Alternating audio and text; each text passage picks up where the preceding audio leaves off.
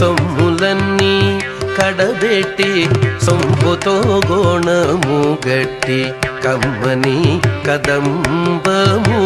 cup paneer సొమ్ములన్నీ కడబెట్టి సొంపుతో గోణము గట్టి కమ్మని కదంబము cup paneer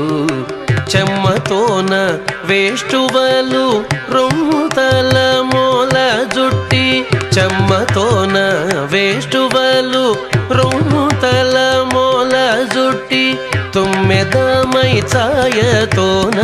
నెమ్మది నుండే స్వామిని తుమ్మెదమై ఛాయతోన